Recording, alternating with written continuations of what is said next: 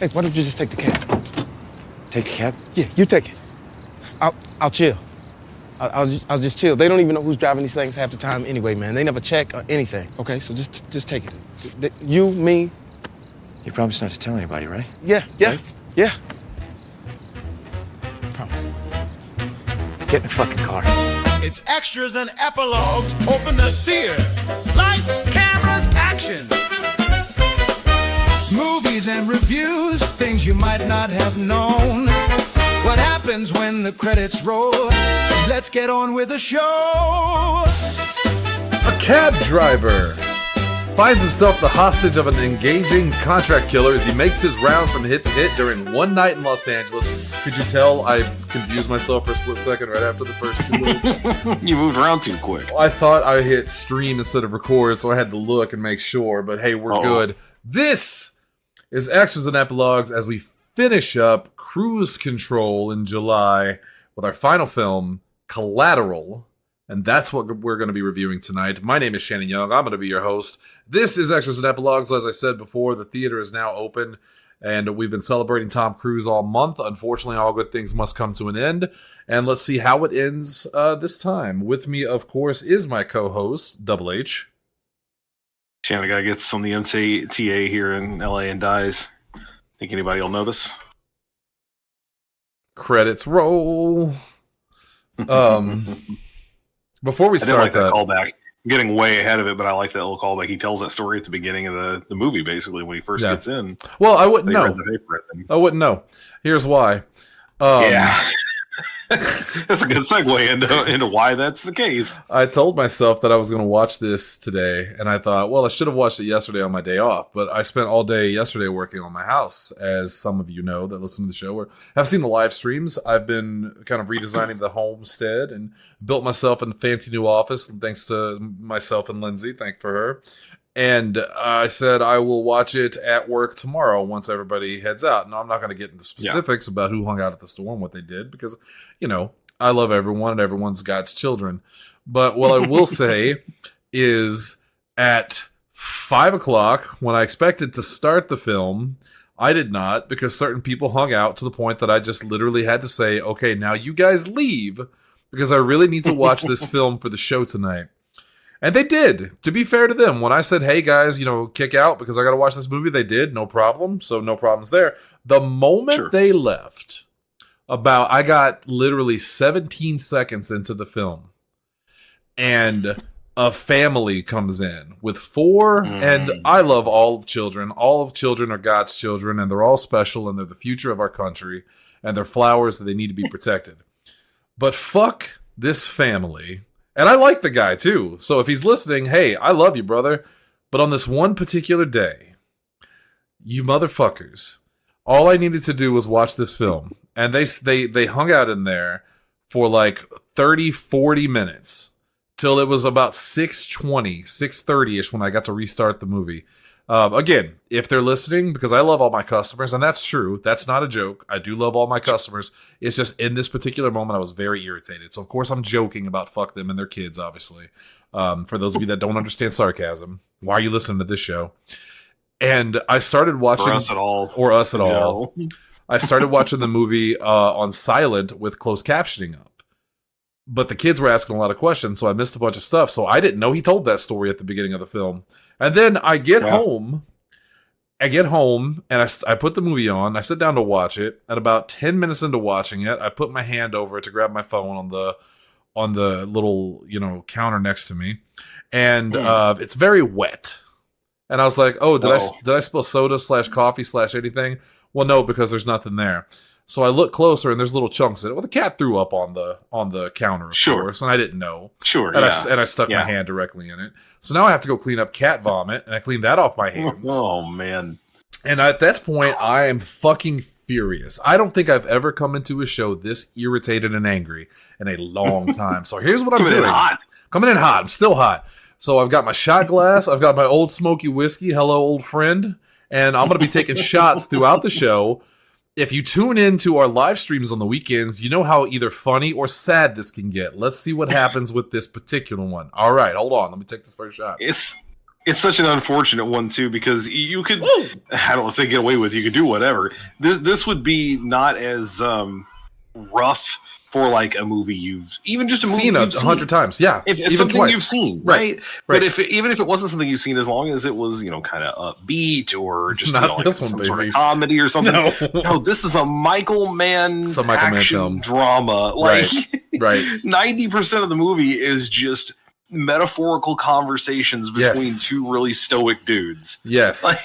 And so, I'm trying to pay attention to it. And I did watch it. I just missed the first probably 17 minutes. Zach walked in. Yeah. I love Zach, and I know he's listening. He walks in with his kid, his youngest one, after this family has left. And I hear a car pull up outside. And my first reaction when I hear a door shut and I hear someone talking is I went, "Don't you fucking dare. Not today." And it's Curtis, and he walks in, and he goes, la la la la la. So I hit him with the la la la la back, and then him and his kid are there, and he's like, "How far did you get into the movie?" And he's like, I have not. Well, he was watching the screen, and he was like, I thought you were like 30, 40 minutes into it from where they were at. I looked, it was like 12 minutes. I'm like, nope. And he starts cracking up. So here we are, Collateral. Let's get to the stats. Released August 6th, 2004, so just a couple days after my birthday, which is on Sunday. For those of you who know that I'm going to delete my Facebook before that day, and you won't know when it's my birthday. You haven't done that. I haven't done that in a while. I don't give a rat's ass. I really don't give a shit anymore. Released August 6th, 2004, so I would have been, 22 when this movie came out. I did not see this in theaters. This is actually the first time I've ever watched it. Is that right? Yeah, I was born in 82. Yeah, that's right. That's right. Because I graduated in 03. Never mind. I was thinking I was 21, but no, you're right. 2004, I would have just been 19. It's directed by Michael Mann, who is a fantastic director. He's an amazing director. One of my favorite movies, which you have on the list. He also did The Last of the Mohicans, which I've actually never watched, but I do know that my biology teacher, the science teacher from college, Tony Gerard, is in that movie as a background. Oh, I think you told me extra. that. Yeah. So that's very, very cool. Yeah. He did Ali, which is a great movie, and Heat, which is one of my favorite films. It's such a good movie. Heat is kind of his touch point movie, especially after The Dark Knight was such a big deal, and everyone was like, "No one's ever made a movie like this before." And people who had seen Heat were like, "Well, hang on, hang on." I saw it in 2000, or 90, whatever. Yeah, there is a version of this that exists. It's just Batman's not in it, neither is the Joker. But otherwise, technically, Batman's in it. That's true. Val Kilmer, yeah. Hey, Batman, not the Batman. Why did we go film critic Beavis and Butthead? Yeah. Oh. That was cool. Yeah, hanging a banging. I think that chick in the back's dancing to another song. Written by, I've been watching so much Beavis and Butthead and David Letterman, and also the crossovers. Yeah, written by Stuart Beatty, I think. Yeah, Beatty. Mm-hmm. Yeah, I think it's Beatty. Yeah, I'm gonna guess it's I don't know. Could be either one. I actually don't know. Yeah, it's spelled Beattie, and I don't know if it's Beatty or Beatty. That's a good question. Either way, once you hear the films he wrote, you may or may not even care. He wrote Pirates of the Caribbean, which I thought was fine. I wasn't as big of a Pirates fan as everybody else was, but I thought it was fine. He wrote 30 Days of Night. And 30 Days of Night was also very good. Based on a comic. Pirates. Yes. Best on a big time graphic novel.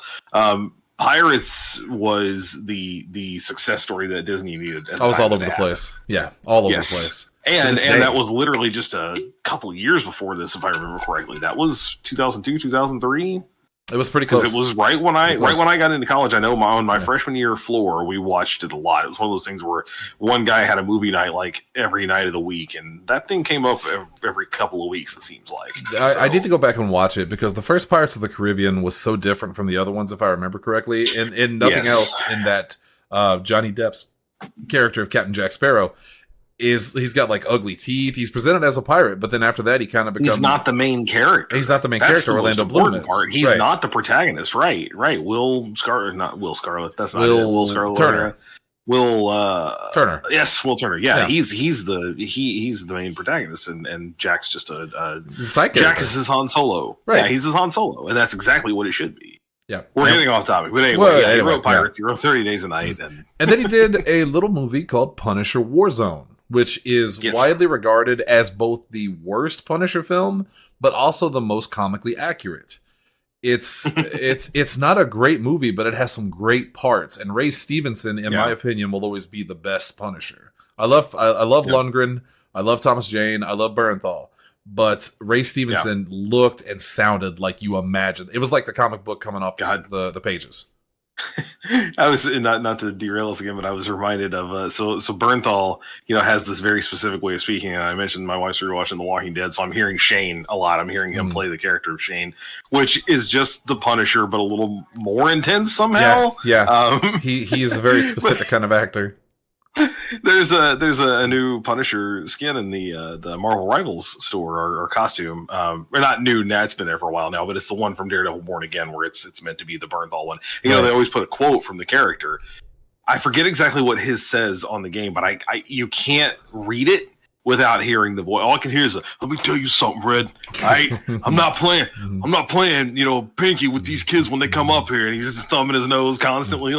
I imagine the quote on the character is probably just because he's so dumb violent towards the end of the series. Anyway, let's get to the starring. Of course, it stars Tom Cruise, and this is one of the few films where he actually portrays a villain character.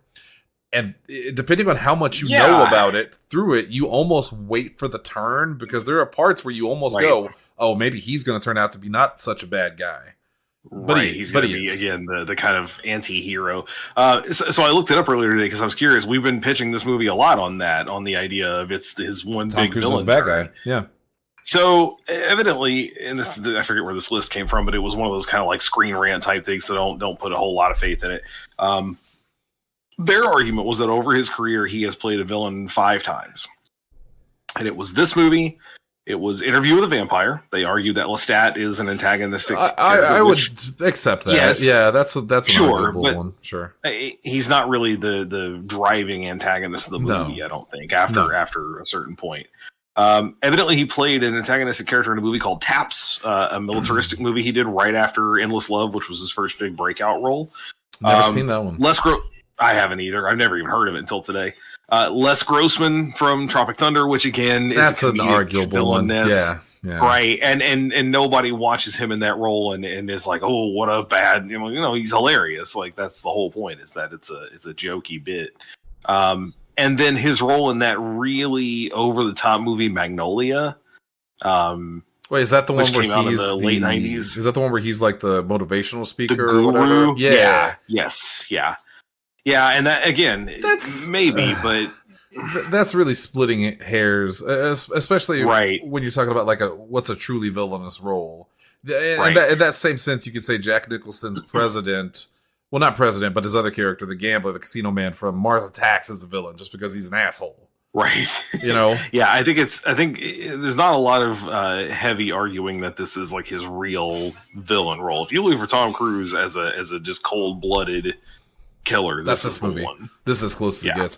But it's not just Tom Cruise. Along for the ride is Jamie Foxx, who at this point had, I think, some dramatic roles under his belt, but was mostly known as a comedian. He did In Living Color. Of course, he did the Jamie Foxx Show.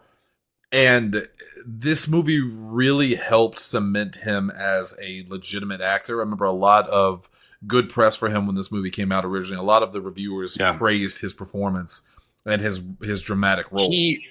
I was curious. He did have a couple of other kind of dramatic roles under his belt. Mainly Any Given Sunday came out in '99. Yeah. But really, other than that, as far as things that were Big Time Bait came out in 2000, nobody remembers. No one watched He was in Ali, but he wasn't a main character. He was a part character. Yeah. And then Ray didn't come out until after this. Yeah. So Ray was the really big. Jamie Foxx is now definitely a big time. There's dramatic actor. Infamous clip of the roast of, oh God, who was getting roasted? It was a football player. Emmitt Smith? Is this the I'm Your Conscience? Yes. It's the roast of Emmitt Smith, I'm almost positive. If you've never seen the video, look it up. Oh, man. Jamie Foxx was the roast master. And he introduces this guy. I think his name was Doug Christie, I want to say. I may be wrong on that. I don't remember his name. But the guy comes up, and he bombs horribly. And Jamie Foxx starts antagonizing him, and it's hilarious. But he doesn't really do it. Doug Williams. But he calls him Doug Christie to piss him off. Yes. But the guy starts telling him, no one, I think he said, no one saw bait. Thank God you got Ali. And then Jamie Foxx is like, thank God I got Ali. And, it's very funny. No one mentions Collateral. They should have mentioned Collateral. He's good at it. Yeah. Anyway. Yeah, very much so. Will Smith's crazy ass wife, I won't say her name. I don't want to get slapped. It's Jada Pinkett, by the way. Back when she was still less, I had a huge crush on Jada Pinkett Smith growing up. Jason's Lyric. I don't know if anyone out there has seen Jason's Lyric. I was absolutely in love with her from Jason's Lyric. So when I found out she was I have not seen that. Crazier than a shithouse rat, like Mike Tyson would say, I was very disappointed.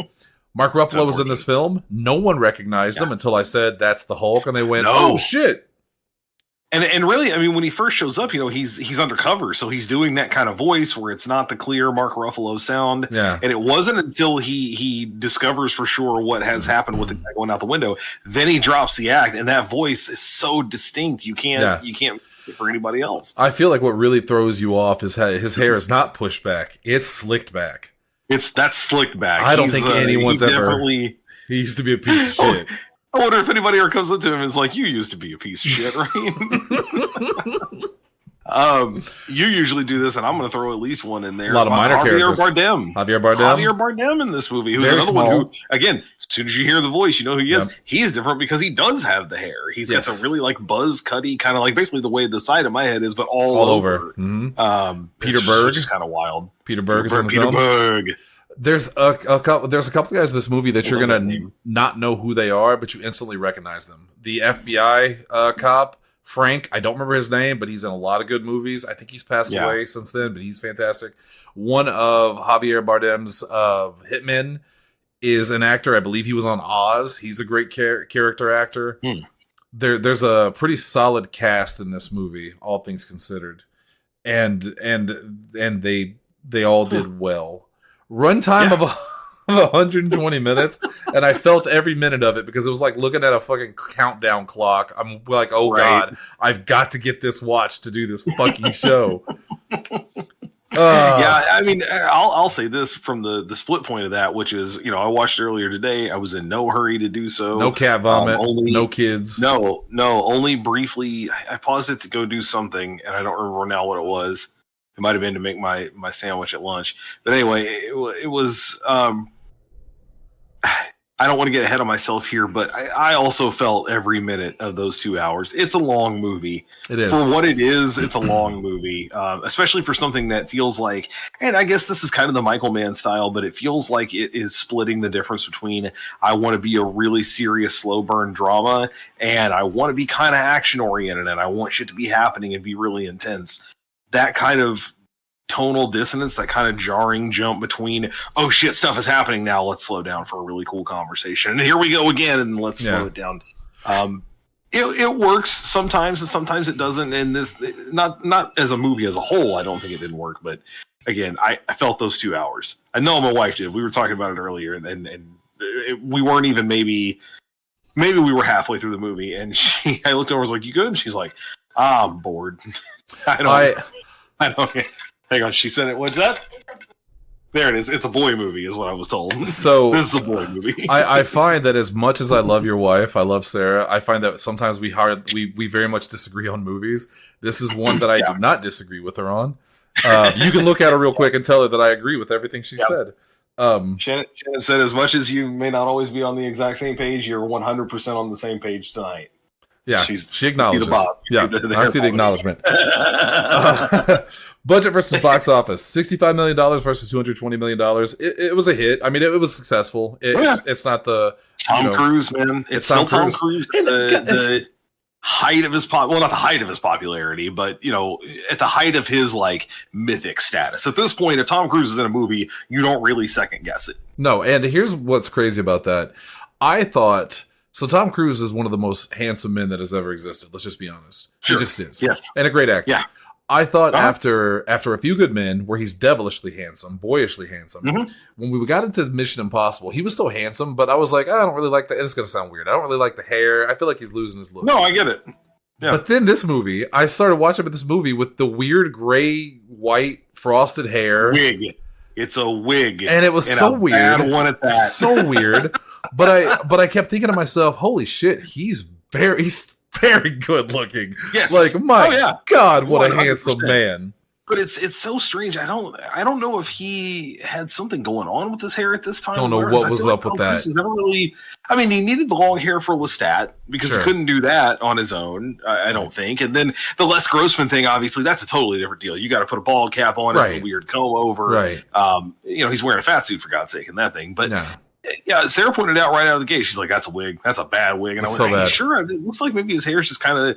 And immediately just turned the phone around. She looked it up. It's bad. It's a bad wig by some master wig maker, and it still looks bad. I feel like it's one of the first things you notice, and it's hard to not look at his hair. You know, it's the rest of the movie. I mean, they're clearly framing it as we're going to show this guy looking this way all the time. We want you to see as much Tom Cruise face in this movie as we can. The only other time you got to see that hair. Although the times I can think of wigs that are that bad. One is there was a movie with Arnold Schwarzenegger called End of Days, and the female actor Robin Tunney, I think is her name. She had just done Empire Records, or maybe it was The Craft. It might have been The Craft. She had just done Empire Records, where she shaves her head in one of the most infamous scenes. So they put a wig on her for this movie because her hair didn't grow out as fast. And the other one is Emily Perkins in, oh God, what's the name of that movie? Ginger Snaps. She has the most obvious wig you've ever seen, and I don't know why, because her hair is perfectly fine the way it is. Anyway. Well, the weird thing is, again, and maybe there's a story that I just didn't get into, but in this movie, you just put gray in Tom Cruise's hair and call it good. Or don't put gray in his hair at all.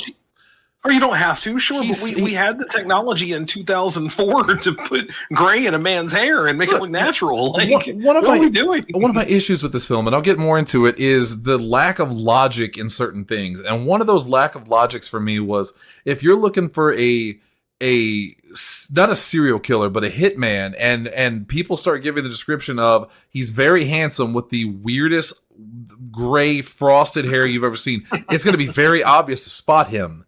You know? Yeah. It's the one white guy in the all Asian club with frosted hair. It's the guy who went into the hospital with his black as night sunglasses on at 10 o'clock in the evening. Yeah. Oh, we'll get there. It's LA. I mean, don't get me wrong. It's LA. Yes.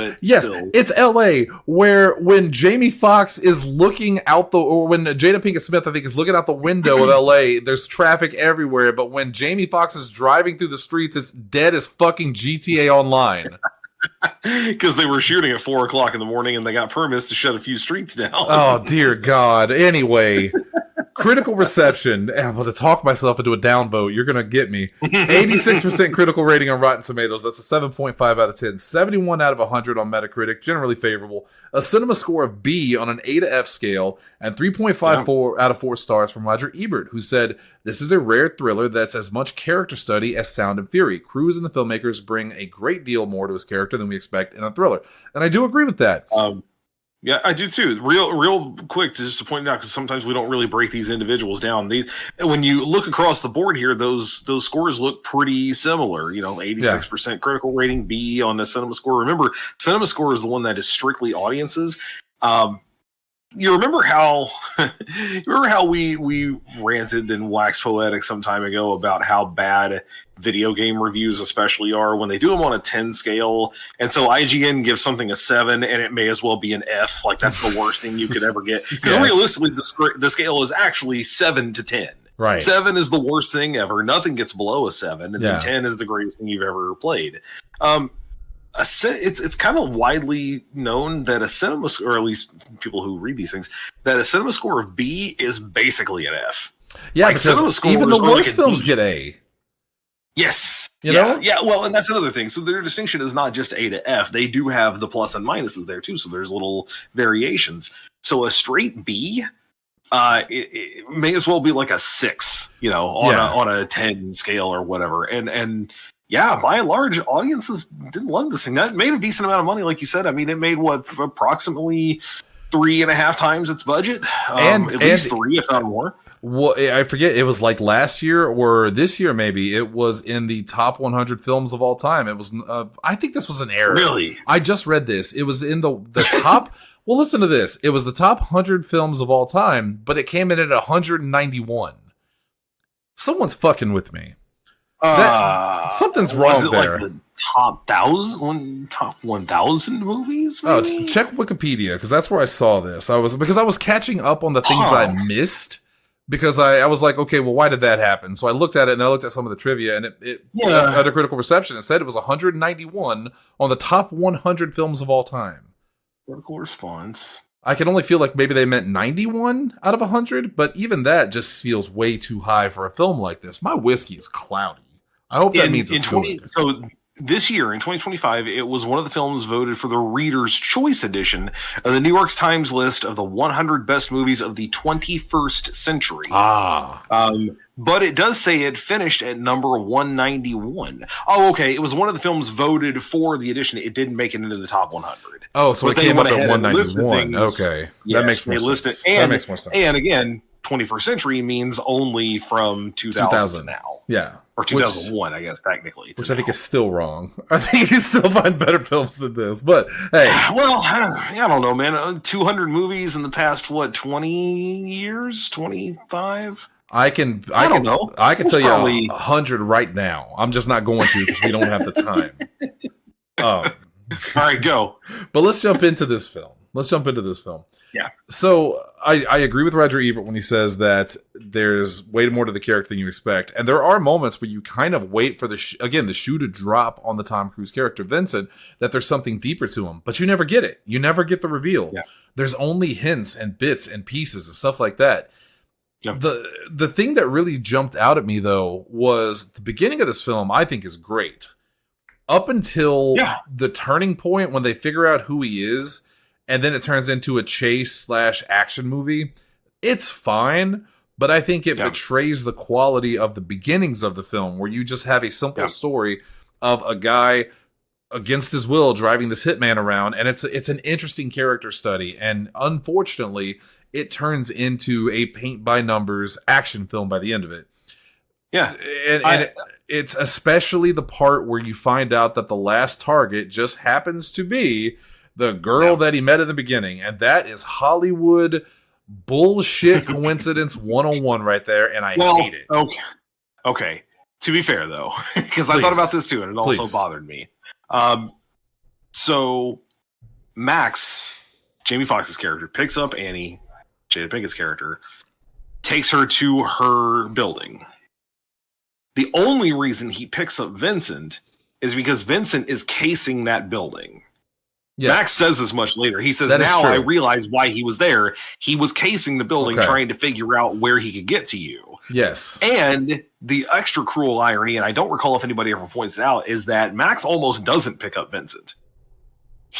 As Vincent is walking to get another cab because Max isn't paying attention, Max rolls down the window and leans out and is like, hey, man, I'm sorry. I wasn't paying attention. Go ahead, get in. Hop in. I'll take care of you. So Vincent is there because the only real coincidence is that Max picked up Annie for a fare. And that everything from that point on is... And that Annie was so enthralled with Max that she gives him her card and that, like, hey, call me. Right. If that had not happened... chance meeting then sets up a lot of other stuff. But at least it's not like, oh, they have to be connected. True. And, oh, she and Max have... The Max thing is set up, or the Vincent thing is set up from the beginning because he's there casing the building, trying to figure out how he can get in, which also explains how he gets in so quickly later on because he's very quick about taking out the guard, knowing where to go, scanning the things. That's the other thing, a problem I had with. So for those of you who are like, okay, but what's the movie about? We're bad at this. Sure. Jamie Foxx is a taxi driver named Max who picks up Vincent, a charming man, and he basically is going to pay him a bunch of money to drive him around. Turns out that he's actually a contract killer, and he's got 5 hits that he has to make before sunrise for the character played by Javier Bardem, Felix. And as it progresses, it gets wilder and wilder, and Jamie Foxx goes from this timid character to, you have that part where he's talking to Felix and he turns it on because he has to. He starts talking shit. He has to pretend to be Vincent. He has to pretend to be Vincent. There's a lot of, I don't know, man. You tell me if I'm crazy on this. For such a good killer, Tom Cruise does a lot of stupid things. First off, he guns those guys down in just the street broad day, not broad daylight, 'cause it's nighttime. No silencer on his gun. Just bang, bang, bang, bang, bang. That's going to be noticeable. That's very stupid. So and in the moment we both were like, what is happening? Like, he's drawing way too much attention to himself. Right. In some level of fairness, he was caught off guard. He wasn't expecting to have to kill those guys. He had to do that because they had robbed Max, and because they were going to get away with his briefcase and all this shit. And this one detracts from the movie itself because it's more of a behind the scenes thing. They want you to see, Michael Mann wants you to see him be brutal. This whole scene exists to see him be brutal in the way that he is, and to be cold and calculating. This actually goes to a little bit of our trivia here, because Tom Cruise at this point in his career was so good at that tactical draw, at the way that he draws his gun. And I said it when we were watching this. Nobody wields a gun in a movie the way Tom Cruise does. I mean, really, just put a handgun into his hands and let him go, and it always looks good because he had to do it in so many other movies. But experts have said that his tactical draw by this point is so good that they now use clips from this film, especially that scene, for lessons in handgun training about like how to handle a firearm, about what you're doing with it from a movie. And that's Michael Mann. Tom Cruise film. Yeah, it's a Tom Cruise movie, and it's a Michael Mann movie. Michael Mann is very big on, if we're going to use guns, they're going to be used properly, they're going to look realistic, etc.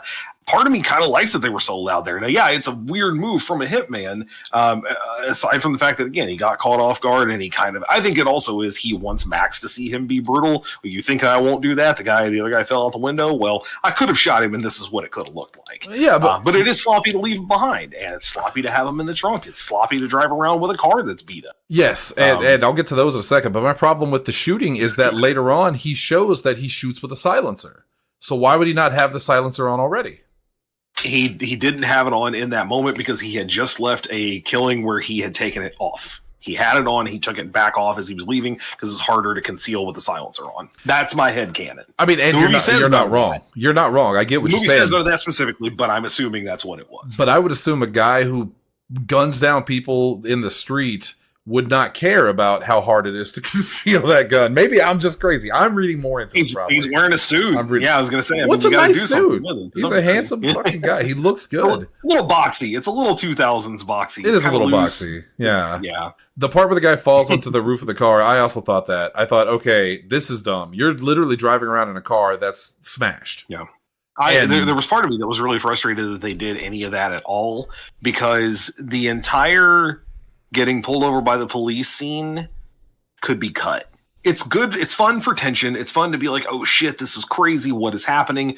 But they survive on pure dumb luck there. Yep. The fact that the cops get called away to a shooting is the only reason. Exactly. It's not a skilled moment where Tom Cruise's character outsmarts the cops. No, it's literally dumb luck. He would have had to kill both those cops. And then they have to drive around that way the rest of the night. And I thought, you solve a lot of the logic problems here if you just don't have the body fall on the car. Like, it's a good... I guarantee you that shot was in the trailer, number one. I don't remember the trailer, but I guarantee you that shot was in the trailer.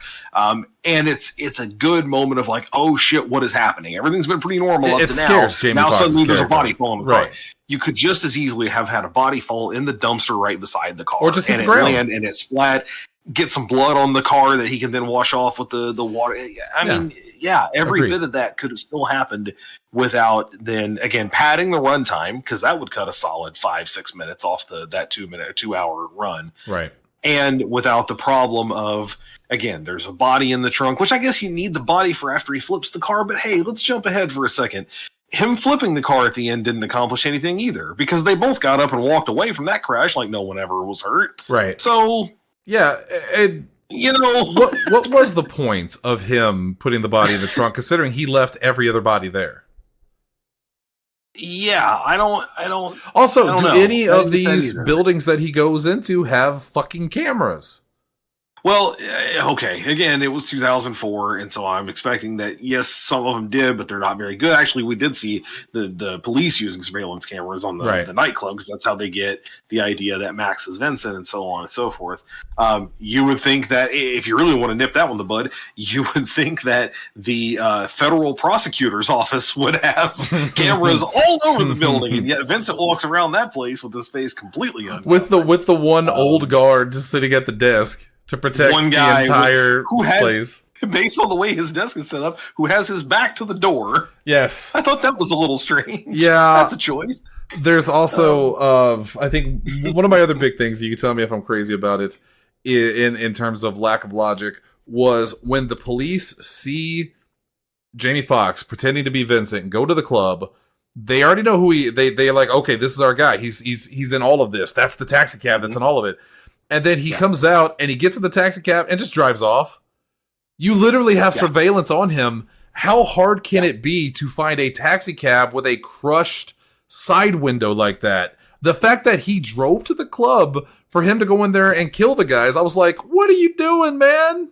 Well, and that the club scene has that's John Wick. I'm gonna call it a minor version of the John Wick problem. In the John Wick films, these fights go on for 20 minutes and people just stand there and stare. At least they got scared.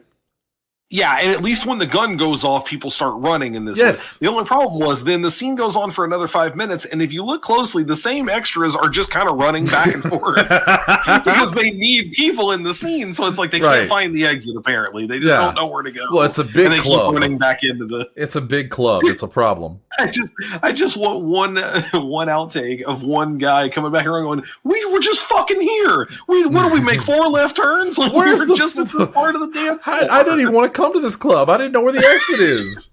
That same song keeps playing. Oh God! And the way that they gunned down Mark Ruffalo's character, I get the shock value of it, but it was just like, man, that's a very Michael Mann thing to do. I was gonna say, I actually like that. You're 100% right. That is a Michael Mann directorial choice, and I think it worked. And to a certain degree, I liked it because as few actors as this movie has that it's focusing on outside of extras, as few like principal cast members, I was already getting kind of bogged down in who's doing what now, and I assumed it was going to be Peter Berg.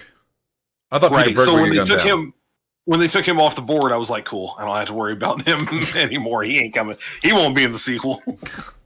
And well, we won't get to the ending, but other than those, that's the things I disliked about the film. The things I liked about the film, the dialogue was smart and sharp. Jamie Foxx did give a good performance of someone who was both scared, frustrated, and tired. Tom Cruise was a very convincing killer. I think my favorite part of the film, at least dialogue wise, is when Jamie Foxx has talked to him and he says, you promise you're not going to tell anybody about this? He's like, I'm not going to tell anybody. You promise you're not going to tell anyone? I promise. And he just looks like this, get in the fucking car. Yeah. For that moment. Yeah, honestly, that was great. The movie, I really, frankly, I loved it up to about the time that they leave the first killing. And I really think that you solve a lot of problems there if it doesn't destroy the cab. If the first maybe couple of those killings go by without Jamie Foxx really, he knows what's going on now, but he's getting away with it. It's not sloppy. It's just happening the way that it's happening. Because the dialogue is really well executed up to that point. And the premise, again, in general, is really, really well done. It's just from that point, it escalates and it escalates to the point that at the end, you've got Max running around with a gun. I didn't care for that. Like the moment we leave the cab behind, frankly, for the rest of it, I was just kind of like, okay, it was bad. We're doing the standard action fair thing. Yep. As Sarah pointed out, it's 4:47 in the morning, and this woman is working in her office in a skirt, heels, and pantyhose. Give me a fucking break. Yeah. She said it outright. She goes, there's no way that woman does not have a sweatsuit in a closet in her super nice office at this time in the morning. But we need to see her wearing that as she runs disheveled down the steps into the metro tunnel. She's the only one there other than the guard. And despite the fact that it's a giant fucking office space, which is now pitch black, by the way, she still gets caught, of course. Hey, when I'm being just nitpicky now, just for the sake of it. So Max calls her he calls the number on the card that she gave him. Yes, and he gets her, and we find out, oh God, Vincent's in the building. It's a horror movie. Vincent's in the building. We don't know where he is. He's going to get you. And we see him break into her office, and of course, it's that horror movie thing of he kicks in and she's not there, but she's on the phone with Max. No, she's in the next floor up. She's in the library. What number did he call? You know what? I didn't even think about that until you just fucking told me that. Now I'm pissed. Yeah. Does that one phone number ring every fucking phone in that building? Well, and it gets worse because Vincent then figures out where she is because he looks at the desk phone that she has and it shows that the line is activated on the next floor. Did she? I mean, the only thing I can figure is maybe she forwarded her phone to that desk, but was she expecting a lot of calls at 4 in the morning? Yeah. Again, she doesn't even answer at first because she doesn't think it's something she needs to handle, and then she's shocked when anybody is actually calling her. It was just a little thing that bugged me because I'm like, at this point, in the movie, we are barreling toward the end, and we just need shit to make sense. Just make it work. It wouldn't have made more sense, especially if she had an attraction to him, which is what you're supposed to gather in that beginning, that she's charmed by him, right? She should have given him her personal cell phone number, which he could have called. She had, but then that would have given away. So he wouldn't have been able to see that. Oh, the call's coming from upstairs. Vincent wouldn't have been able to do that. I mean, you make that a lot simpler by making it directly the floor above. She's actually literally right above her own office, and because there's no one else there, he hears her stomping around upstairs. Or he just goes upstairs. Or just have her be in her office. And then when he calls and says, you got to get out of there, she escapes from the office into the same floor. And when he goes to her office and she's not there, then he has to look for her. That's for Michael Mann and a guy that watch Heat. Heat is such a good movie. It's so airtight. To make such a huge glaring mistake. I didn't even think about it. And you're really pushing me here, buddy. You're really pushing me. We keep talking about Michael Mann. Michael Mann's the director. He didn't write it. That's true. That's true. Stuart Beattie. It's from the guy who wrote 30 Days of Night and Punisher Warzone. And to be fair, even Pirates of the Caribbean. Now, granted, that's a fantasy film to a certain degree. It's got a lot of over the top supernatural stuff. Sure. But I mean, there's that famous scene from that movie where Will and Jack walk around on the floor of the ocean with a fucking rowboat over their heads that they created an air bubble with. That's not how that works at all. That's not even remotely how that works. If I'm a director like Michael Mann, and I am directing the film, and I get to the part where that happens, I go, wait, hold on, wait a tick. Question. Why can we not do this? Why does the phone? Also, he cuts. Must we do this? I'm assuming he cut the power to the floor, but the elevator still worked just fine. I assume they're on different power grids. Even in 2004, he cut the power, but there's no emergency lights. Right. We don't see any kind of lighting at all, which is ridiculous. No police show up. Federal building, no less. To a federal building that lost power. Yeah. The this is post 9/11. A federal building, the glass out front, trash can won't break it, but a single shot from a 9mm pistol, it just straight through explodes. Straight through it. I don't know. There were definitely some things that by the time we get to the end, I'm like, what is happening? What are we doing? Why is this such a generic action movie? There's a part of me that also questions why he would kill the prosecutor. Because if you kill the prosecutor, you're just going to get another prosecutor. The witnesses, I understand. But the prosecutor feels very almost petty. And it could have been that. It could have just been pettiness. I was going to say, to the character of Vincent's credit, it wasn't his call. No, he didn't care. It was on the list. Yeah, he didn't care. Yeah, it was very much, this the way it's done, you get paid, etc. He literally says, I do this for a living, it's my job. He didn't care about who he killed. It wasn't personal. Yeah, it wasn't personal at all. The part where he shoots the guy at the jazz club was cold as ice and felt a little personal in a way. Felt a little mean. Part of what I liked, one of the things I did like about the way it went on is the evolution of that character to a certain degree, because you can tell that early on, it's none of this shit is personal for him. He doesn't care about these people. He does what he has to do. He's going to get out. He's never going to be seen again, etc. He doesn't even have a last name as far as we know, because he doesn't. Vincent might not even be his name. Yeah. Right. That's all they know.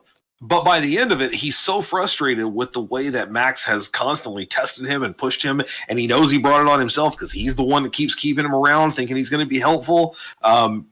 He gets sloppy. And a lot of the shit that he does is very sloppy. So by the time that he yells that, literally the last thing he says before he is killed, not before he dies, but the last thing he says before the fatal shot is that part of, this is what I do for a living. And it's like, that professionalism is gone. Again, he's a horror movie villain by the last 30 minutes. Yeah, and he's not a very good hitman.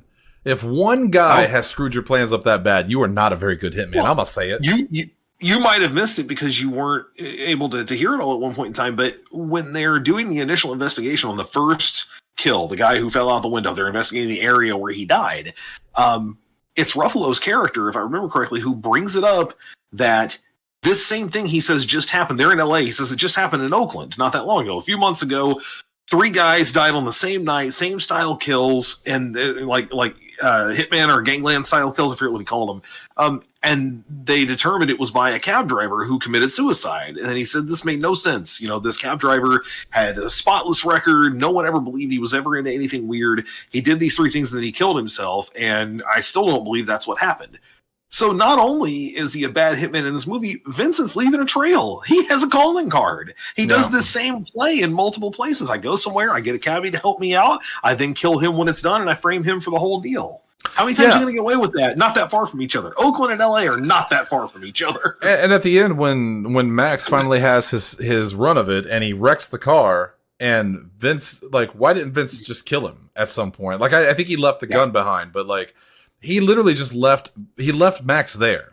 Max is a witness and, you know, can literally tell everything. Oh, here's the guy. Right. This is what he looked like. This is what they did. It's very sloppy. And if they hadn't presented him as such a smart, calculated killer in the beginning, I wouldn't have had such a problem with it. But boy, that about the halfway point, the film just turns. It just turns, and that's the shame. All right. We got to do our reviews here. We're 45 minutes in. I know part of that was taken up by my complaints about my own personal life. I don't apologize. No, it's fine. For anything.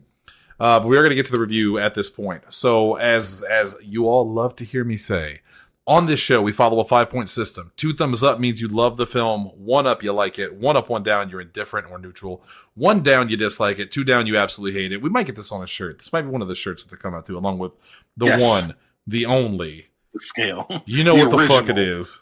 Get the fuck up. Get the fuck up for the toilet baby. Baby. We'll talk about that at the end. Famously, very few films have made it across the double down. Most recently was still Mario Brothers, 1993. There have been a few films that have really come close to that mark and have just barely avoided it. Borderlands and Legend are 2 most recent films that really came close. We did give A Few Good Men 2 thumbs up, and we gave Top Gun Maverick 2 thumbs up. So that's 2 films. 2 movies in this month alone that have gotten 2 thumbs up across the board. Importantly, to some degree, I guess, if you want to put an asterisk on that, we haven't had a guest on this show since Legend. This is the longest run I think we've ever had of it just being me and you. And that's what the kids like. That's what the kids like. And don't worry, we'll stop that soon. They come for the stars. They come for the stars. They hang out for the guests. Yeah, exactly. Exactly. When you're bona fide, that's how it is. Right. I'll go first. And you know, this is a hard one to review because I came into this thinking solid 1 thumb up. But the more we've talked, the more things have bothered me. Here's what I liked. I liked Tom Cruise in this film. Even though the character himself is maybe not always written great because he goes from hitman to bungling, just running down the street with a gun, shooting everyone that gets in his way. And that is kind of bothersome because I feel like that betrays the intelligence of the character. Jamie Foxx is good, though. Jamie Foxx is solid throughout. And Tom Cruise does a great performance. He is scary in this film. There are parts where he's actually scary. And the fact that he is so handsome, that his eyes are so pretty, that makes it even scarier. Because the villain of the story, the monster of the tale, isn't always the big hulking guy with tattoos on his face and shit like that. Sometimes the scariest person in a story, and it's an important life lesson, is the pretty one. It's the one you least expect. And that's kind of what Tom Cruise was in this film. I thought Mark Ruffalo did a great job as a supporting character, briefly. I thought Peter Berg was great, briefly.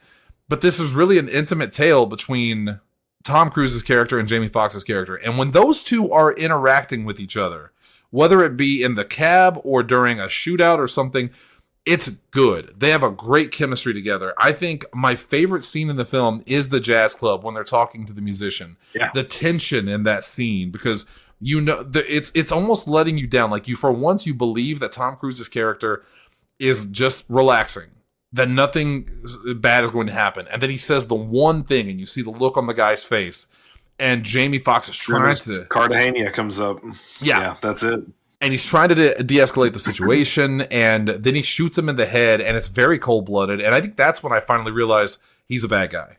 There's no redemption. He's the bad guy. But man, there's a lot of logic that you have to suspend. There's a lot of sloppy details. Some I didn't even think of till you talked about them. There's a lot in this film that is done badly. So, man, this is a tough one. I think strictly on the performance of Tom Cruise and Jamie Foxx, along with some side characters, and the good stuff that happens between them in those intimate scenes, I think I'm going to give this 1 thumb up. That is my rating. Yeah. With the asterisk that, as we say so often, and we've discussed changing this to a more fleshed out review system because of situations like this. If there was a 0.5, this would be a 0.5 for me. This would be a thumb sideways. But given the criteria that we currently have, I think there's more good than bad in this. I was entertained. I thought the tension scenes that were good were well done. I love some of the cinematography. I know we joke about it. The shots in the cab, where it's almost like Taxi Cab Confessions. It almost feels like you are seeing the taxi cab's point of view. Some of those shots are beautiful. So all that said, it is getting 1 thumb up for me, but your mileage may vary. And it was dangerously close. And if I keep talking, and depending on what Hunter says, it may change to a 1 up, 1 down. But I'm going to give it 1 thumb up, and that's, at least for right now, my final vote. Hunter.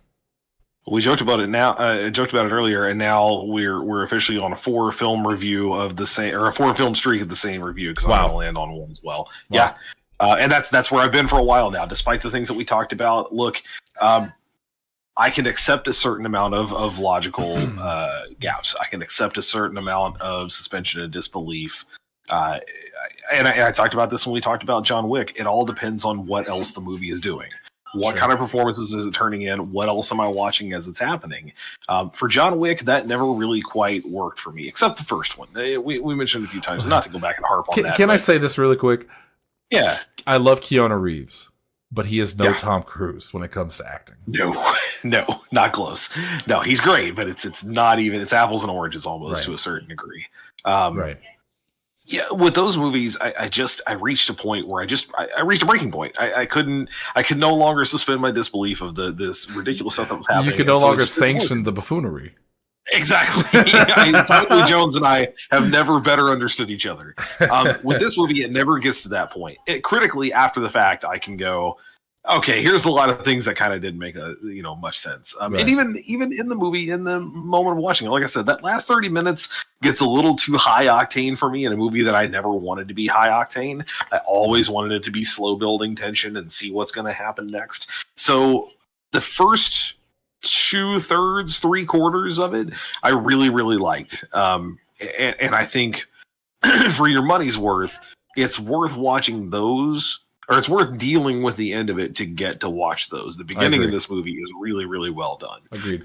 Especially, again, you got to be into that kind of style. You got to be willing to go along for the ride with the Michael Mann style. Intense conversations, 2 dudes speaking metaphorically about stuff, watching people connect. And I really think that, again, you mentioned it a minute ago, performance-wise, that's where this one wins, because Tom Cruise and Jamie Foxx are actually a really, really good combo. They really for are. Exactly this kind of thing. Yeah. It reminds me a lot of, I'm going to forget his name, Denzel Washington and Training Day. Of Ethan Hawke.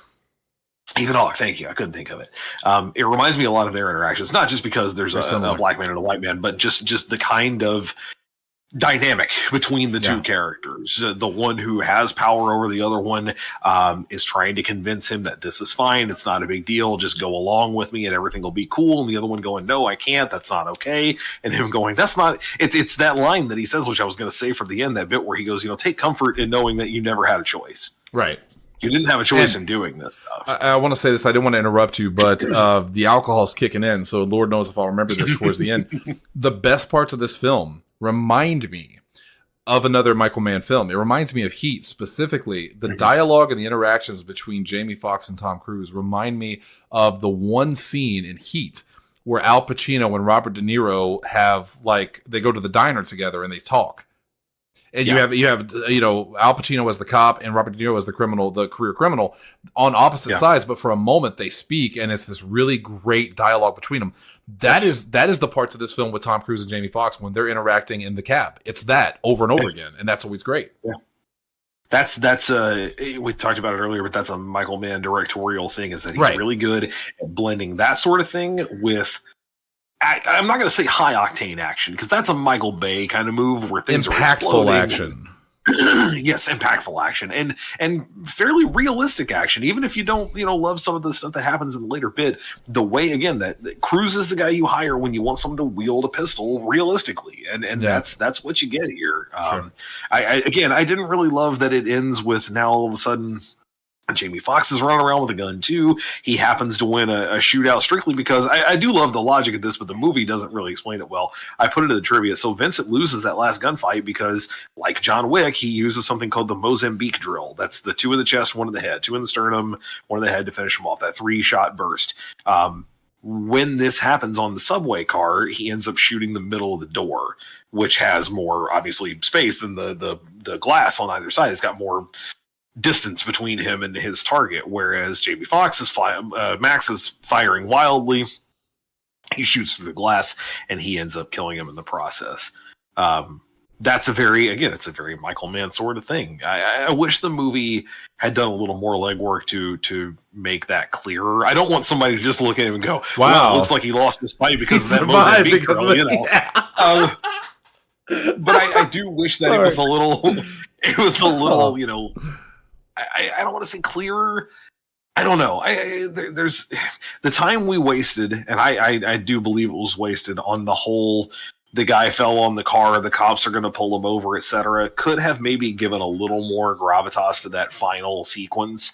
Even just having Vincent, say something about how he can't believe that as he's dying, that he lost that because he's so used to doing things this very rigid, specific way. And can I throw out a suggestion like you do so often, and you're so often correct? He could have said as he sat down, I can't believe I lost that. How did you know? And Jamie Foxx, who has studied him throughout the film, and you saw that in the part where he's talking to Javier Bardem, where he takes on the main risk. He could have said, you always shoot people the exact same way. Yeah. He could have made a comment. Yeah. Well, and they had just had that conversation right before Max wrecks the car about how, you're right, nothing matters. I need to just do whatever makes sense in the moment. In the moment, it didn't make sense to shoot the center section and center mass and try to kill a guy. It made sense to shoot wherever he could to try to hit him, because that was the only way he was going to survive. So it's one of those things that after you watch it, if you know to stop and think about it, and if you have the inclination to do so, you're going to go, oh, that's pretty good. Like I did, the movie doesn't tell you that, and it's kind of nice to figure that out on your own. I do think it should do a little more work to get you there. I don't think you should have to, weeks after somebody points it out and goes, oh yeah, that is how that happened. That makes sense. Yeah. We shouldn't have to tell you. We shouldn't have to tell you. Right. You should be able to figure that part out in watching it there. Right. But ultimately, again, great performances. I really can't knock anybody on the way this is performed. Again, you mentioned earlier the cinematography, the photography itself in general, the lighting, the set design, the way this movie looks is amazing. That's great. I love the like slow, languid, like nighttime city feel of LA. There's a reason they didn't set this in New York, right? I mean, LA is a very busy city too, no matter what time of day it is, but New York is literally called the city that never sleeps for a reason. In LA, at least there's some level of things slow down and you can kind of appreciate that like early morning light city. I like that part a lot. It's got its problems. It's not perfect. I will say too that mainly the reason I wanted to add this movie to this, I mentioned this when we first talked about it, to our list for this month, is that my dad really likes this movie. I remember he bought it on a whim way back when GameStop was selling DVDs, and when we were working at GameStop. So when I worked at the one in Syston, we always had them on sale, and he would come in and literally buy like 5, 6, 7 DVDs because he had just got a DVD player, the magic of DVD, and he picked this one up on a whim, asked me if I'd seen it. I hadn't watched it, and he kept telling me how good it was, and I just have never gotten around to watching it.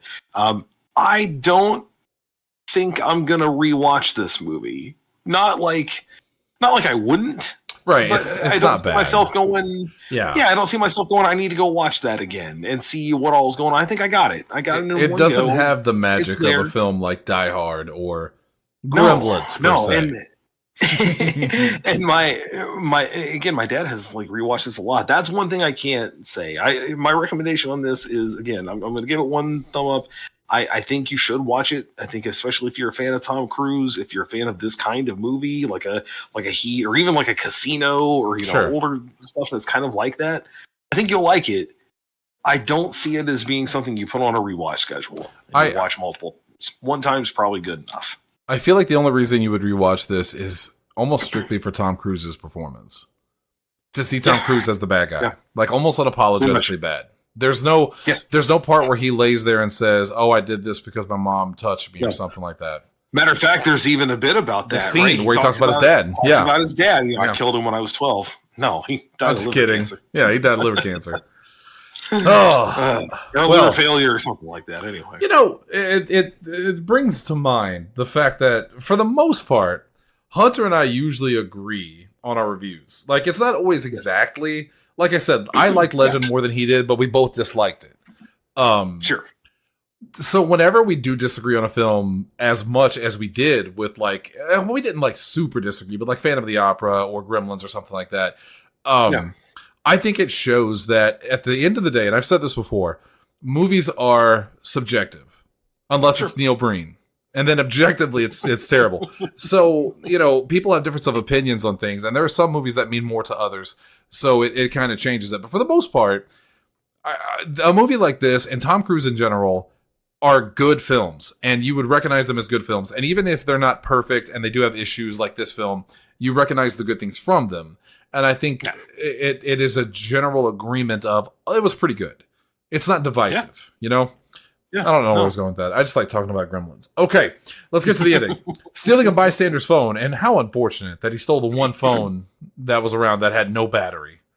Which happens, doesn't work for very long anyway. Sure, yeah. Yeah, sure. I remember as soon as they showed the close-up shot of the screen, I was like, boy, there was a time when you look at that and instantly know what it said. I had to slow down and go, hang on, what were the symbols? Because the symbols are so different. It's been such a time since I've had to look at a screen like that. And the fact that he had to go to the top of that thing to get a signal and stuff, I was like, what is the 2000s? Yeah, I was going to say, Sarah pointed out, she's like, why would the signal be so bad in the city? And I'm like, in 2004? I buy it. Especially in a garage. In the garage area, Max calls Annie to warn her, calls her on her office phone, which rings at a different completely one. God damn you for pointing that out to me. Calls Annie, I'm going to change my review. Calls Annie to warn her that she is Vince's final target, urging her to call 911. Vincent arms himself with a gun from a security guard and corners Annie, but is shot and wounded by Max, which, by the way, I do like the fact that there was not a big... He points the gun at her, and there's a dialogue or something for 15 seconds waiting for Max to get there. I appreciate that. There was more of a pause than I liked. I kind of forgot to mention that. I really do wish he would have just shot her, killed her, and been done.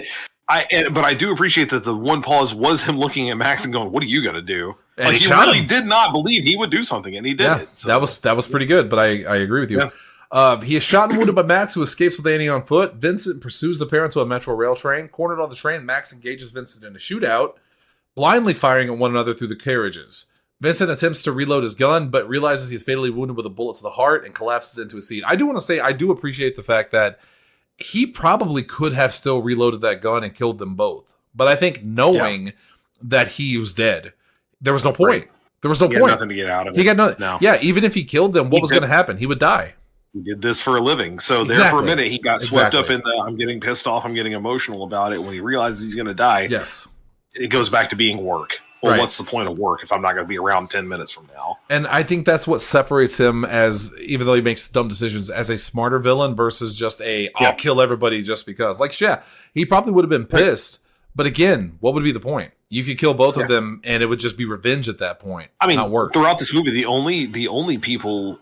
I think the only person he kills who I was going to say who doesn't deserve it. Well, security guard that depends on where you're at with the people that are being killed and why they're being killed. But the security guard is the only one who's more of a casualty. The guys who robbed Max, they brought that on themselves. They brought that on their own heads, and everyone else is on his list. The security guard just happens to be in the way and he needs a weapon. When he's killing the people in the club, they're all trying to kill him. So he's defending himself. Yeah. The only other one I would say is Mark Ruffalo's character, because he's just kind of walking Max outside and he gets gunned down. There was probably no real reason to kill him other than the emotional impact of it. Well, and the fact that Max is going to turn right around and tell everybody who he is, Right. But Vincent didn't know that. He didn't know that guy was a cop. That was just a guy walking around, But it had to happen. It had to be an emotional impact. And it was. I thought he would live. I thought the end of this film was going to have Max visiting him in like the hospital or The something, hospital. which didn't happen. I actually hated the ending. Let me get to that here in a second. Max and Annie get off the train while Vince's dead body remains riding alone. And I thought two things of this. I thought, one, that at some point the train was going to stop, the cops were going to get on there, and Vincent was gone, insinuating that he wasn't dead, that he survived. Yeah. Or that B, I'm glad it didn't happen. and B, that they would go visit Mark Ruffalo's character in the hospital and tell him, hey, you were right the whole time. Good job. And I'm glad that didn't happen either, because as happy as an ending that would have been, if this is Michael Mann, go watch Heat. He needs to be a little brutal. Yeah, right. He's not a happy director. No. He is way more based in reality. Importantly, we didn't talk about it here, and this is kind of sliding into the epilogue. The fifth person on the list was the prosecutor. You said this earlier. They can get another prosecutor. He probably just wanted her dead for petty reasons. The witnesses are all dead. In this case they were talking about, the 4 other people were the key witnesses, and he killed all of them. Yeah. So... Well, except now... but they have Max. He literally went to the guy and got the files. Now he's the star witness. Sure. Yeah, and he can say, okay, I went to this person, this guy's directly involved in it, etc. Right. But that guy probably went underground hours ago, right? Oh, he knows had to. All this is going poorly. It's still going to be a big problem now, because having the star witnesses and the key witnesses to go in and take him down, all you got is Max saying, yes, I was along for the ride as they tried to kill those people. He doesn't know what those people saw. We don't either. No information. We don't either. And that's kind of frustrating. So we don't know each other. Hi. Suicide's badass, like those cab drivers. That bit just keeps slipping into this. Yes. Now that you mention it, we don't know what he did. We don't know what the witnesses saw. They don't. I didn't mean to take us straight into the epilogue here, but I think that's the when we conceived this show all the way back a couple of years ago, the whole concept was supposed to be the characters. What happens to the characters after the movie, not what the sequel looks like. Right. And often we slip into that because we do both. There's a good idea for another movie or a TV series or just something. But not this time. This one is a real legitimate epilogue of there's no sequel. Is going to go poorly. Yeah, there's no sequel. There can't be there's nothing to follow up. No. And that case is going to go poorly. I'm glad. Hold on. I got more things to nitpick. Oh, thank you for reminding me. When Max takes him to see his mother, and he thinks the best idea is to steal Vincent's case and run away with it. You just left your fucking mother with a hitman. Are you kidding me? That's stupid. I think the really sort of black comedy, like kind of cynical look at that was we just saw how much his mom disrespects him. And he was like, you know what? Kill her. I don't give a shit. I don't think he's going to kill her anyway, but like, if this is an opportunity for me to do something to get back at this guy, let's just see what happens. So Lindsay said it. She was like, I don't think he would kill his mother. And I turned to her and I said, this man is a cold-blooded hitman. Like, he has shown that. He threatens it. Why that, right? Yeah, he does threaten it. Absolutely. Why would he not kill his mother? Of course he would kill his mother. He doesn't give a shit. Yeah, so in the wake of that, when he's going to use Max, it says, no, now you're going to go be me. You're going to go walk into the Lion's Den and I'll kill your mother. And if you don't, I'll put her on the line. So I don't understand the logic of Max going, okay, I got this motherfucker now. I'll take his briefcase and throw it away. Cool. Yeah. Good idea, brother. Yeah, I think it was a desperation play. It was the only thing he had available to him, and he was like, well, at least I can try this, and maybe that will put an end to this, because he won't know who else he's supposed to go after. I don't know, man. Well, because he had to have known. Move. I didn't know about the other, because it was on mute at the time, I think. I didn't know about the other cab driver. So clearly he was going to kill Max at the end of this. Like, there was no way Max was getting out of this alive. Yeah. So yeah, I think probably, even though it's a good moment and it's kind of jokey, from the moment that Vincent does the get in the fucking car, he knows like he's not going to survive this. Yeah. Because what hitman would leave a witness alive? Come on. No, he's seen his face all night long. Like you said, knows who he is. He can identify him. Yeah, there's absolutely no epilogue for this in the sense that what's the sequel? There can't be a sequel. It would make no sense at all. And again, the epilogue is kind of bleak because, like I said, whatever that case was, it's not going to play out very well. No, Max it rests entirely on Max now. Yep. The guy who Bardem's character has definitely gone underground. He's had plenty of warning about too much heat happening. He's probably fled the country if he can help it. Yep. So I mean, it's a moderately potentially happy ending if Max and Annie get together and get to enjoy each other's company. Well, why wouldn't the high profile, beautiful supermodel attorney fall for the cab driver? Well, to be fair, the cab driver showed numerous times that he wanted more than that. He just needed the motivation to do something else with his life. Which, hey, thanks, Vincent. And he was a lot. Thanks, Crystals. Yeah, exactly. yeah, he was a lot smarter than what he was doing. Sure. He just needed the motivation to get out there. I mean, even his mother thought that he was already doing it because numerous times it's pointed out he's got enough money. I mean, Vincent is the one who goes, "You got enough money to get one? Get one. Start there." Well, it's not Get just that, Hunter. It has to be an client experience. list, and yeah.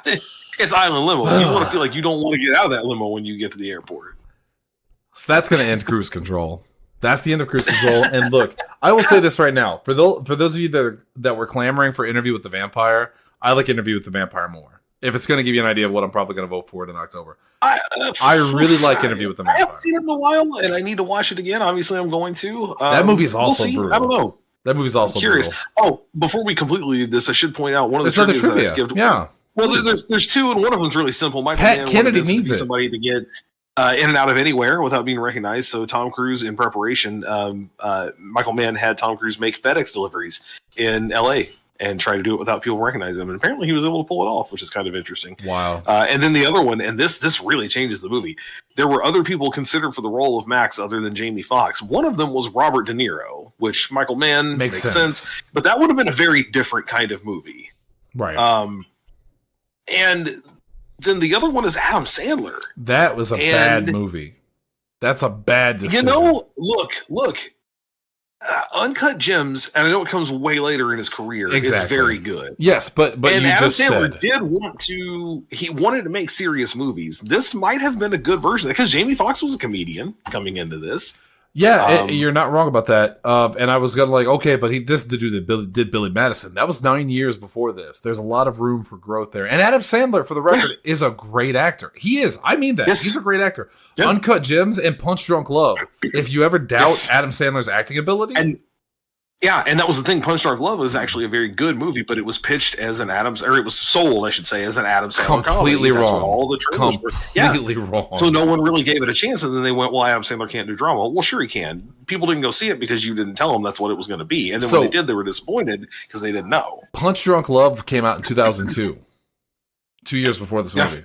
Which sunk his possibility of being a serious actor. You sold me on it because I love Punch Drunk Love. I think it's a great movie. The part where Adam Sandler, where he destroys the bathroom and then walks out on the date, and they're like, "You have to leave." Why? You know why? It's a great scene. Yeah. But I think De Niro in the role would have been fantastic. That would have been fantastic. Really interesting, and a different movie because he's significantly older. It's not going to be the young guy who's trying to get his life up and going. It's maybe the older guy who's just never gotten out of being a cabbie and has these grandiose plans he never goes in for. Ultimately, and I hate for it to be this way, I think Jamie Foxx was the right answer, if only because it adds as Dr. Levels would say, some color to the proceedings. This would be a very white film otherwise, and Michael Mann does that almost exclusively. If you want the kind of character that Adam Sandler would have brought. Well, Mark Ruffalo apparently pretending to be a Hispanic man with that hair. Yeah, I see that. Yeah.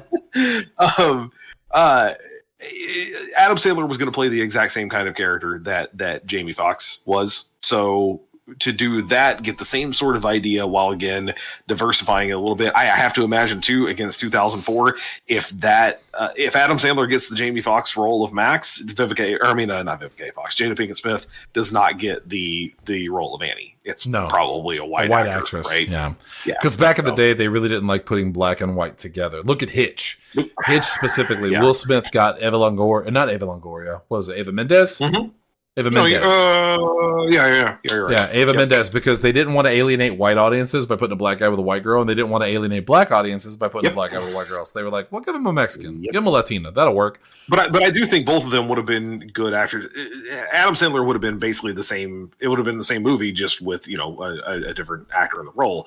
De Niro's an interesting choice. That movie's a different movie. I'm curious about where that goes. Yeah, I 100% agree with that. Well, Hunter, even though that ends Cruise Control, and it was a lot of fun, for the record, to go over real quick. Yeah. So we both disliked Legend, and I think we both had the same thoughts about it. Great concept, some cool visuals, but a bad movie. Bad dialogue, bad storyline. A Few Good Men is literally, I think, one of my top films of all time, even though I don't think about it. It's so good. It's a classic. Yes. Mission Impossible, a lot of fun. It's an action film, but it's a smarter action film than most. Top Gun Maverick. Until like with this movie, the end. And then it gets really weird. It gets silly. But what wasn't silly and goofy was Top Gun Maverick. We both loved it. That's a great movie, and the fact that Tom Cruise made that just a couple years ago and is still acting and is dating Ana de Armas is a motherfucker. Like, stop it. Listen, Mimi Rogers, Penelope Cruz, Nicole Kidman, Katie Holmes, Ana de Armas. Stop it, Tom. Please. For his sanity. I don't have one health. supermodel. And you've got so many. The closest I ever got to supermodel was Lindsay. And she's damn close. But she wasn't in Blade Runner. Anyway. She's going to come in from next door here in a minute. She's going to slap the shit out of me. Or say thank you because I called her a supermodel. I really don't know. She's so pretty. Anyway. We can now officially reveal next month. So Cruise Control is over. We had a lot of fun with it. And we had actually, you know what? I'll say this. This may be the most fun I've had with Extras and Epilogues for the year so far because we did James Bond January, which was a lot of fun with Cody. We did February, All You Need Is Love. Wait, was that this year? Yes. Yeah, probably. Yeah, you got it. I don't remember any of the films from that. I'm going to be honest. Yeah, you do. Help me. Moulin Rouge. Stop it. Yeah, Moulin Rouge, which I went out on the limb and said is the greatest film we've ever reviewed, and I stand by that. I stand by that so far. I was going to say, how do you not remember Phantom of the Opera? I'd like to forget it. March of Games, where you turned it around and you flipped it on me with Warcraft. I was surprised you liked it so much, and I was very happy. And then, of course, in April, we had Animation April. April, there it is. Which was significantly better than last year, let's be honest. Yes, it was. It was. In May, we had... what was May? You don't remember? Mel Brooks May.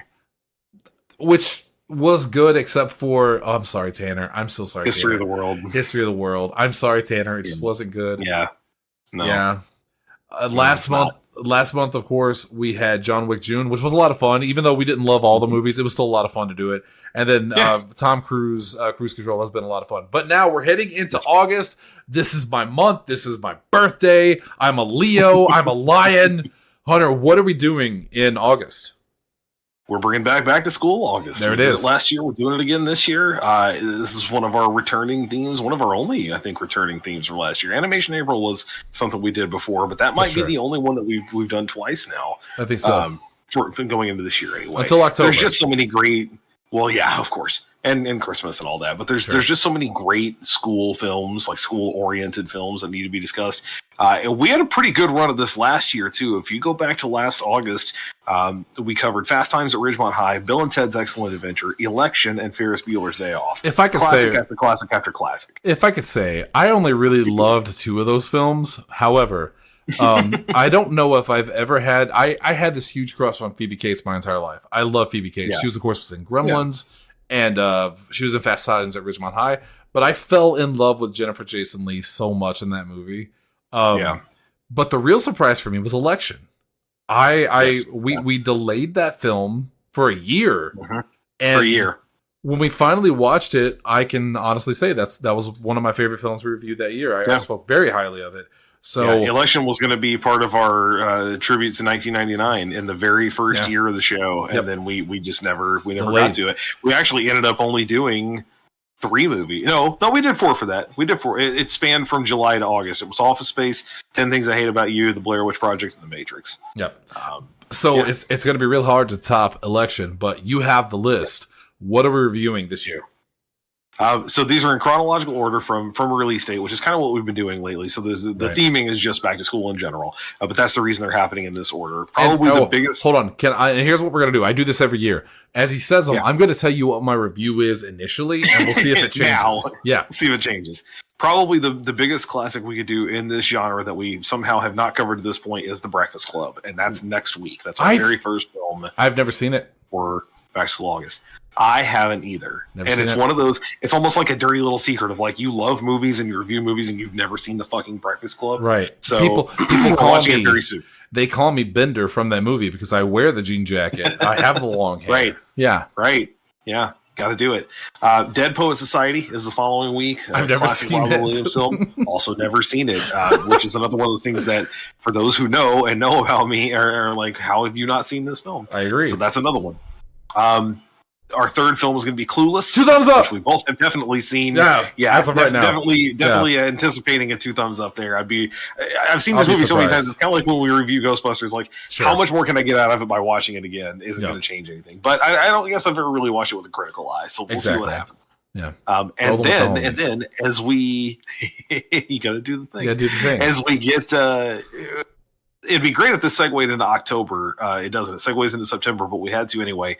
We also kind of wanted something from different genres. So The Breakfast Club is your great classic teen kind of comedy drama. 80s rom-com. 80s, yeah. Dead Poet Society is your big drama. It's going to tug at the heartstrings kind of film. Clueless, classic comedy, 90s. Comfort food. It's a perfect genre film. But we both went, man, there are some good school films that are not just comedies and dramas and romances. There's some good school horror films. Absolutely. So our last film of the month is going to be The Faculty. Which I haven't seen in forever.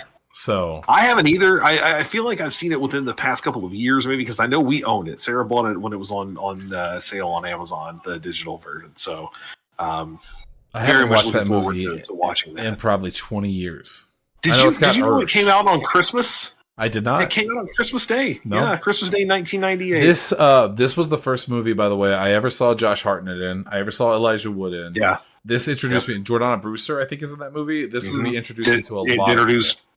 Introduced the world to Jordana Brewster. Right. She really hadn't done anything other than soap operas before this. But also, Salma Hayek is in this movie. Crush that crush button. Jon Stewart is in this movie. Jon Stewart. Robert Patrick. How you missing Robert Patrick? Absolutely. Yeah, this one's going to be a lot of fun. And it's directed by written by Kevin Williamson? Written by Kevin Williamson, directed by Robert Rodriguez. I love Robert Rodriguez. We've had an argument before. You know what? Oh God, we should do this as a segment a month one of these days. So we had this, not an argument, but we had a discussion years ago about who is the better director, Robert Rodriguez or Quentin Tarantino. They work so closely together, and they both have had some of the best films. And I think that would be fun. I think that'd be fun for a month. I don't know what month, but yeah, let's put them against each other. We'll put them against each other. We'll do one each, one each week. Hunter, do back and forth. Hunter, what if we do arguably entertaining? Oh. So we do one of each of their films for 4 weeks, so 2 movies a week, and then the last week we cap the month ends, we do an arguably entertaining. Oh, that's so good, man. That's good. A lot. It'd be the first time we've done arguably entertaining in literally years. We only did like 8 episodes of that show. But what a great one that would be. Assuming there's because I will take Robert Rodriguez, and I know everyone else will take Quentin Tarantino. Oh, yeah. I like horror and sexiness, and Quentin Tarantino likes the N-word. So let's see how that goes, brother. I thought you were going to say that and feet. And feet. Hey, Tarantino's got a foot thing. Yeah. Anyway, you got a Kirby and me. All right, that's going to do it for us tonight. Next week we do kick off our August school special, back to school with I don't remember. Breakfast Club next week. Lindsay will probably be here for most of those films because she's into those things. Believe me. Yeah. But for now, the balcony is closed. That's going to do it for us. We will back tomorrow. We will be back tomorrow. Damn you, life! See what you've done to me. We'll be back tomorrow with an all new After Dark, and that's going to be a lot of fun. We haven't come up with the top 5 yet, but we'll do something fun, maybe Hitman related. Oh, top 5 assassins, maybe. I don't know. We'll figure it out. We've 100% done top 5. It was John assassins. Wick, wasn't it? It was John Wick month, wasn't it? Yeah, I'm pretty sure. Yeah. That makes sense. Makes sense. We'll figure out something fun. That'll be tomorrow. For then, until then, thank you for listening. Obviously, for myself and for Double H. We'll see you tomorrow. And Hunter, please take us out. Shannon, 6 billion people on this planet are getting bent out of shape because of one fat guy.